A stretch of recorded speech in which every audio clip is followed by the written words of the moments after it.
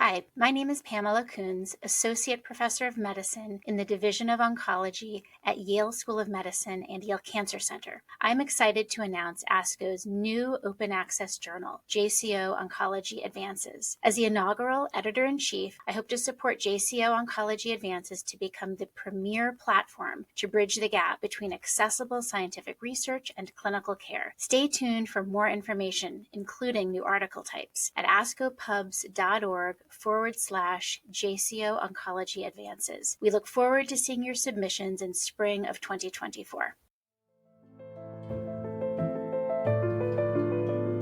The guest on this podcast episode has no disclosures to declare.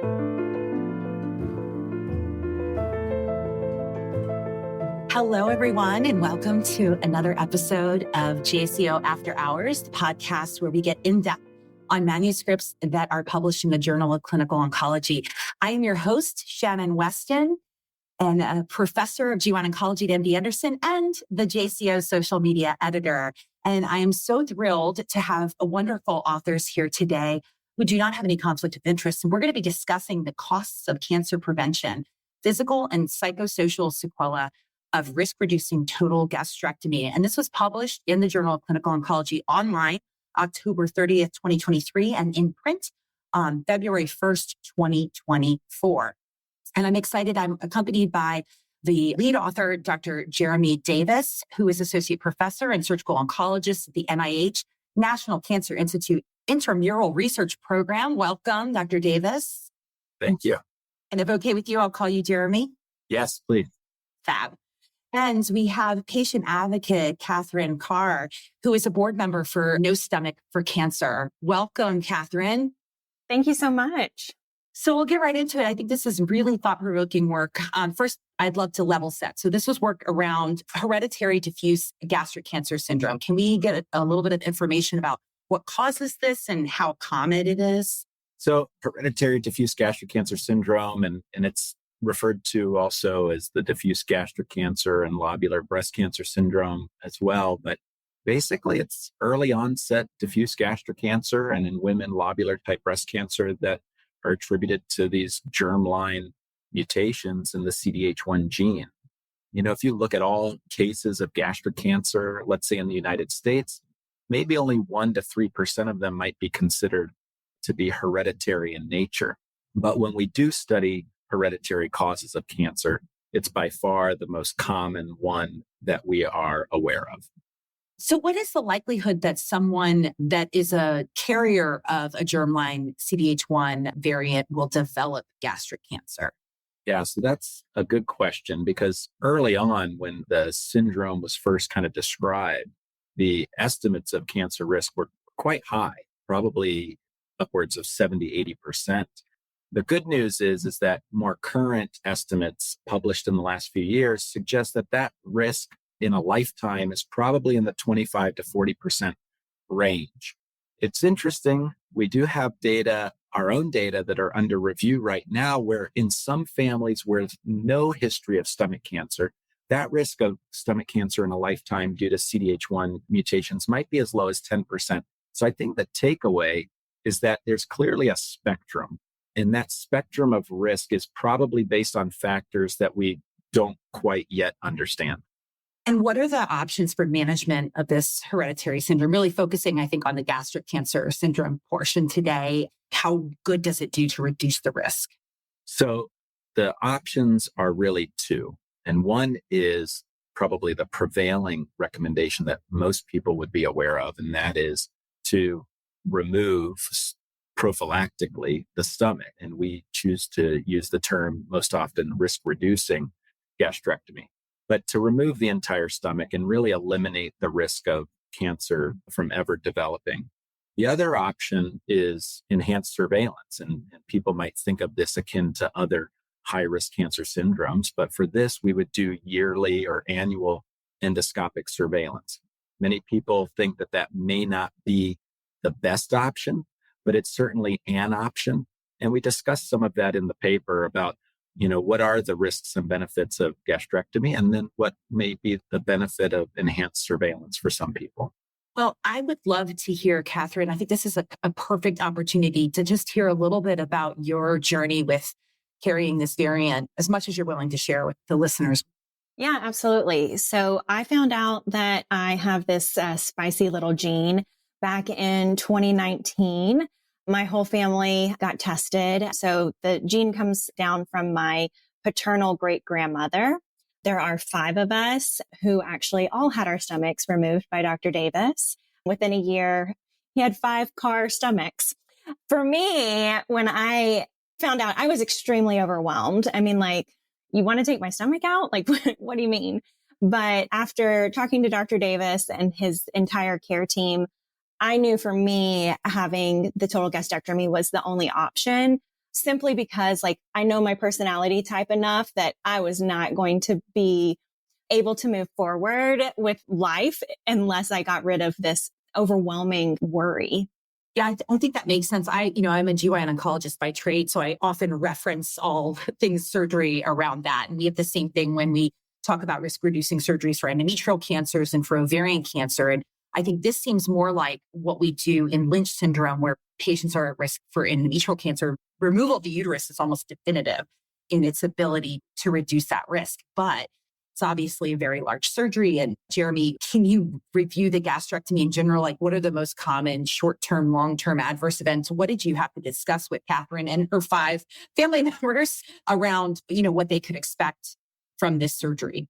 Yeah, no, I think this is a great question because it's the thing at the top of most patients' minds. And so when I sit down to talk to somebody about gastrectomy, usually a lot of the conversation initially centers around how long does the operation take? How long am I in the hospital? What are the most likely risks of the operation? And so the good news is that as operations go, it can be done in 2 to 3 hours. And most people are in the hospital for maybe 5 to 7 days. The risks of this operation, however, at least during the operation or immediately afterward, have to do with how we have to reconnect everything.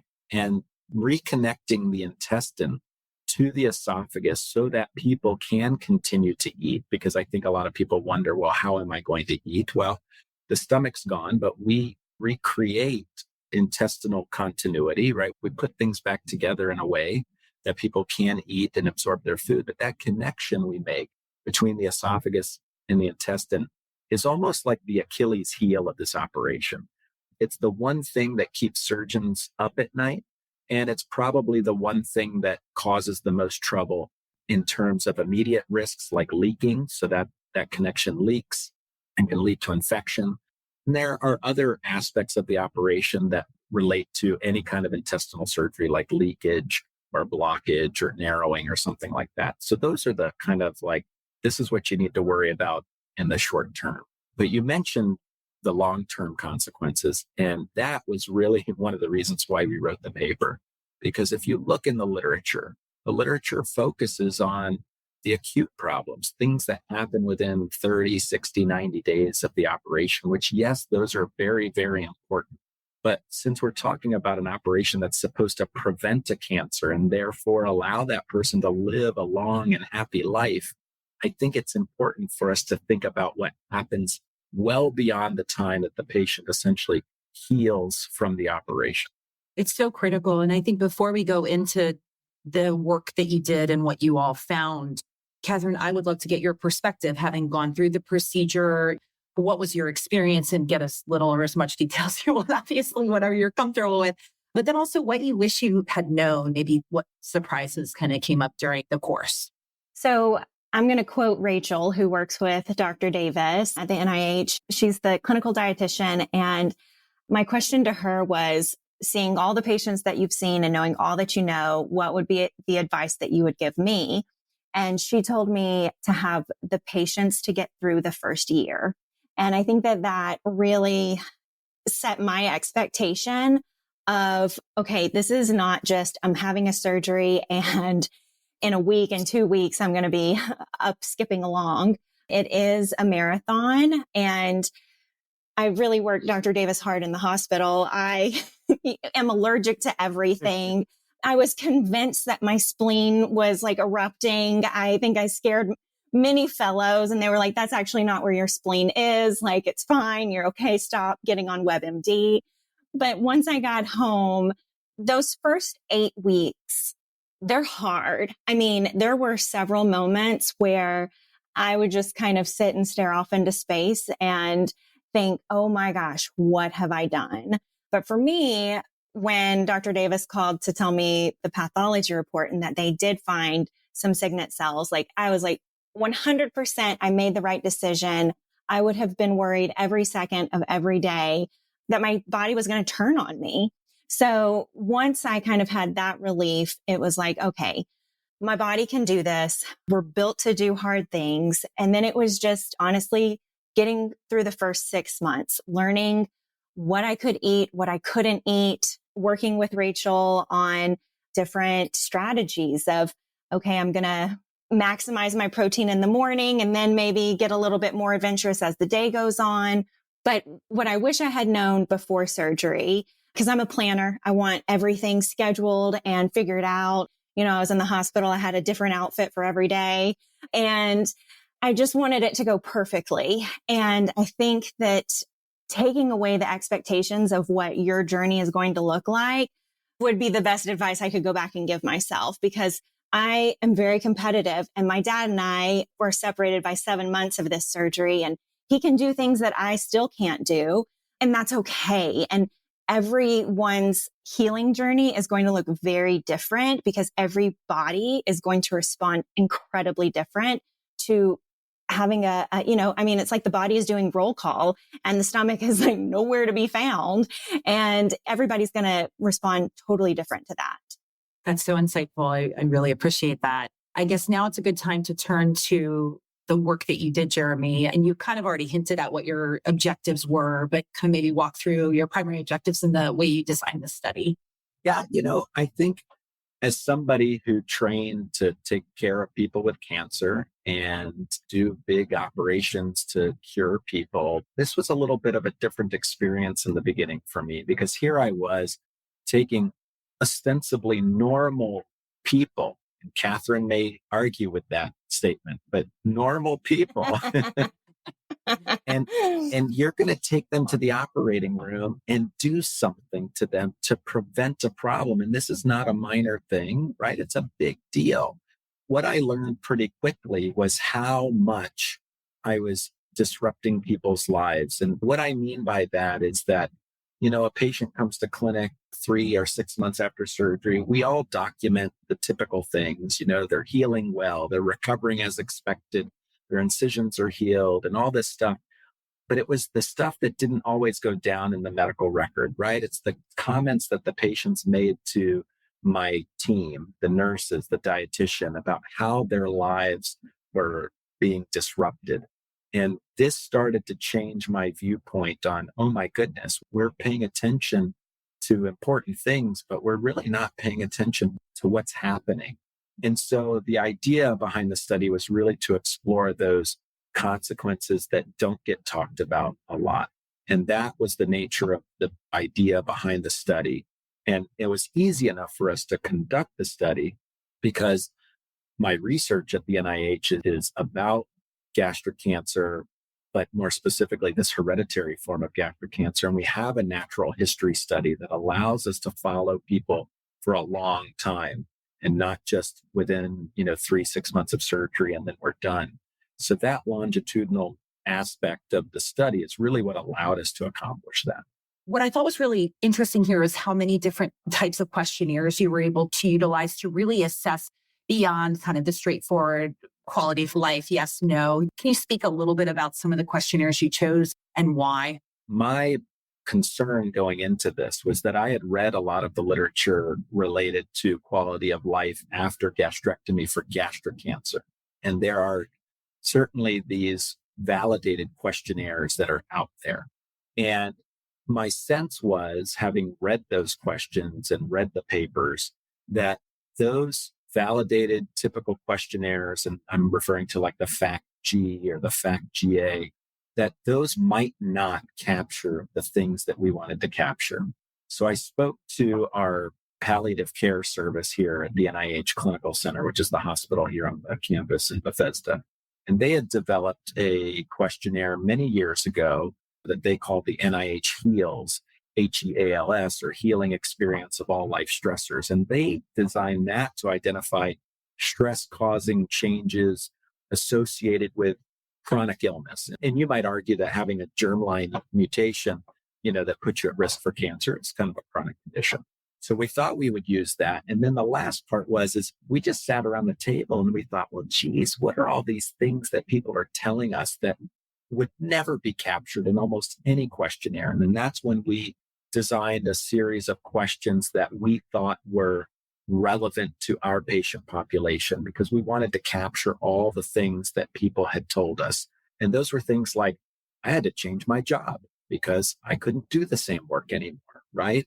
Or my partner, our relationship changed substantially and we grew apart and we ultimately got divorced. Like, how do you capture that? So that's how we designed it. And we basically looked at all the patients that we had done the prophylactic gastrectomy on and applied all of those validated and unvalidated questionnaires. That's so great. And I bet, Kathryn, you participated quite a bit in that in addition to other people in the study.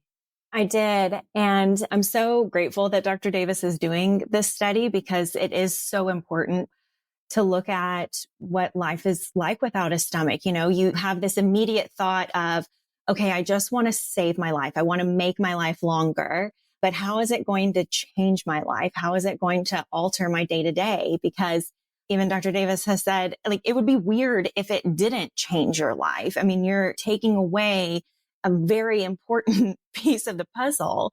So I think this study is going to help people make more accurate decisions. I mean, I don't doubt my decision to have my gastrectomy at all, but this is beautiful information just so that you can be more well prepared to walk into the surgery of, okay, now I have a very clear understanding of what my life could look like. And I've been very fortunate that I have not had a lot of the physical problems. I don't deal with a lot of bile reflux. My weight has stabilized. So I'm very, very blessed in that way. But emotionally, this has been a really tough surgery, because you kind of start to feel misunderstood. You have to walk into every day being very prepared of, okay, every 2 hours, I have to eat something or else I get real hangry, not just a little, I real hangry. And also my body will start to shake. That's how I get my hunger signal, is my whole body will start shaking, which is very scary. It's very unpleasant. I'm almost 4 years post-op. And so, I lean into my schedule and routine. And one piece of advice for anyone walking into this surgery is make sure you're anchored in something. For me, my faith anchors me. But if you're not anchored in something that is secure and true, you are going to float away, because this is a storm. Jeremy, do you want to just pass on a few of the key findings? I encourage everyone to read the paper. There's so many different things that were explored and identified as part of this study. It's amazing what the number of patients that were involved, what the depth of the findings was, but perhaps you can kind of hit some of the major high points. Yeah, I think the key takeaways for me, and obviously I'm still learning from all of this, is that I think we talk a lot about the surgery, in this case especially, but we don't talk enough about what life is like afterwards. I've started to talk to people about how much you think your stomach plays a role in your life. And you think about how much of our life centers around eating and drinking and, holidays and family gatherings. And you have to imagine that means those activities are potentially disrupted. So for me, the key takeaways from this are, number one, we have to be aware. We have to be aware that risk-reducing surgery of almost any kind has consequences. Yes, we want it to have a positive impact on the patient, but we have got to be aware of the negative impact, right? This is like systemic chemotherapy. It can do a lot of good, but toxicities are real. In terms of the specific findings from this study, listen, 94% of people in the study, 126 odd people, 94% had some long-term consequence. And it wasn't just like some long-term, I don't like my scar. No, it was 94% of people had a long-term problem, such as I have daily bile reflux that interferes with my activities of daily living, right? Something like that. And I think the range of consequences is really important too. And so again, they range from things like GI symptoms, which you would imagine would be quite typical for a gastrectomy, but mental health, right? People talking about worsening symptoms of anxiety or depression, some substance abuse, right? Whether it was alcohol or otherwise, disruptions in relationships I mentioned earlier, and even occupation change. I can't physically do the job that I used to do. So I think as clinicians, as surgeons that walk into this, yes, we need to focus on the surgery and the immediate consequences, but we also need to think, how am I going to change this person's life, not just for the better, but how might I really impair their life in the long term? Well, and one very simple example. So going out to eat with people, right? There's a natural cadence of conversation. I take a bite, you talk, and vice versa. But when you're chewing your food to the nth degree, it interrupts that natural cadence. I avoid dinner dates because then I have to talk about my stomach on a first date, or going out to dinner with friends. It's nice if there's a group of us because then other people can carry the cadence, but then you kind of feel left out of the conversation because you're oh, well, I got to eat, or otherwise I'm going to pass out. So that's just a very, very simple, you wouldn't think of, okay, I'm going to dinner at 7:30. So I should probably eat a snack before I go because I might not get my food until 8 or 8:30. So, it's just you're constantly thinking about, okay, I've got to make sure that I have food in my body. It's so critical. Well, this has been an awesome discussion, and I'm sad that it's coming to a close. I guess just final thoughts around what's next in this space. What are you working on now, Jeremy? I'm a cancer surgeon and a cancer researcher. So my goal is to find a way for us to prevent stomach cancer that doesn't require me having to take out somebody's stomach. So in the laboratory, that's what we're doing, right? We're working on finding a way to prevent stomach cancer so that I don't have to do this operation anymore. But on the clinical side of things, the next thing that we're exploring is, how do patients think about, talk about, or express concerns to their physicians about reproduction in the setting of a cancer predisposition syndrome. And I think that's going to be really important work. That's great. Kathryn, any thoughts? I know that being 4 years out, I'm not an old timer, but I do just want to help anyone who's at the beginning stages of this journey and just making other patients feel less alone. I told Dr. Davis I just entered the world of TikTok to talk about gastrectomy and just opening up a conversation of what does life without a stomach look like, and just making people feeling less alone and more understood throughout this process. Thank you both for the work you're doing. And thank you to all of our listeners for tuning in to JCO After Hours. Again, we were discussing the costs of cancer prevention, physical and psychosocial sequelae of risk-reducing total gastrectomy. Please do not be a stranger to our podcast. Check out our other offerings and reach out to us on X and Instagram if you have other topics you want us to cover. Have an awesome day. The purpose of this podcast is to educate and to inform. This is not a substitute for professional medical care and is not intended for use in the diagnosis or treatment of individual conditions. Guests on this podcast express their own opinions, experience, and conclusions. Guest statements on the podcast do not express the opinions of ASCO. The mention of any product, service, organization, activity, or therapy should not be construed as an ASCO endorsement.